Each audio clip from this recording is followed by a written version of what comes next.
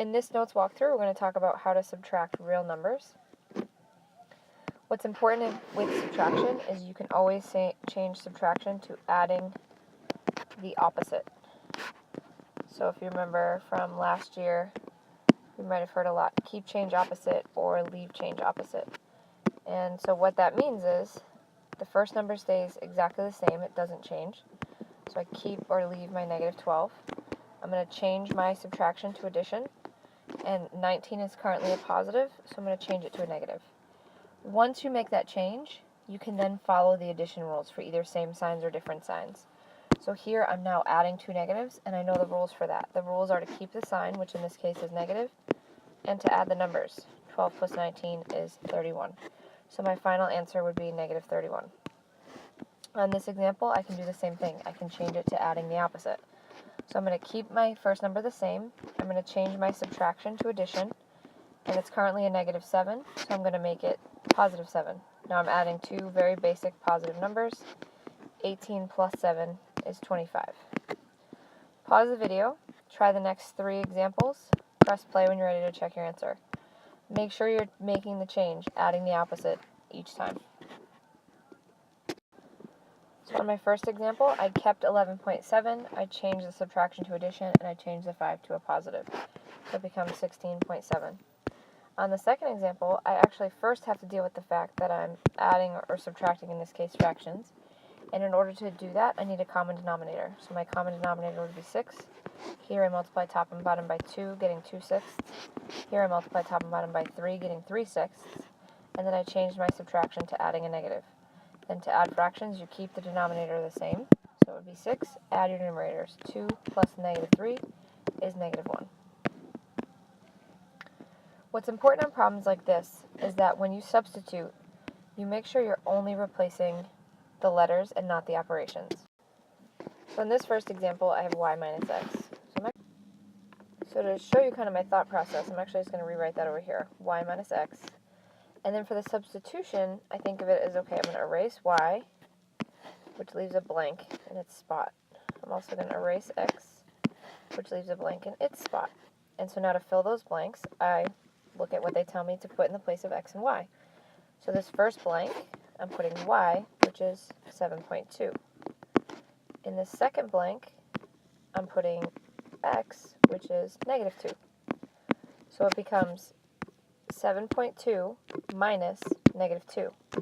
This black minus sign right here is this black minus sign right here. All I did was change x and y to the numbers. Now it becomes a leave change opposite, and my final answer would be 9.2. Could have done that over here as well. The first blank is 7.2. The second blank, which is also inside parentheses, because it should be really, is negative 2. So it becomes minus a negative becomes plus a positive. So on this first example, I'm going to start by putting a blank for x, minus putting a blank for y, and then plus 8.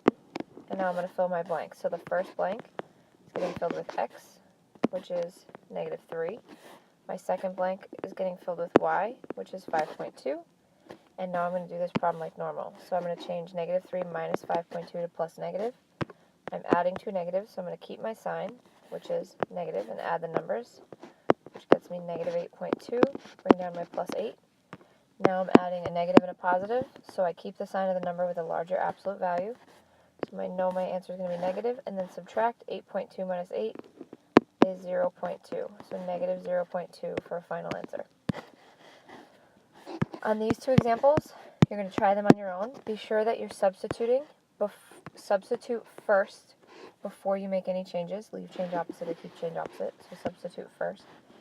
Then do all your operations following your addition rules, same signs or different signs, and press play when you're ready to check your answers.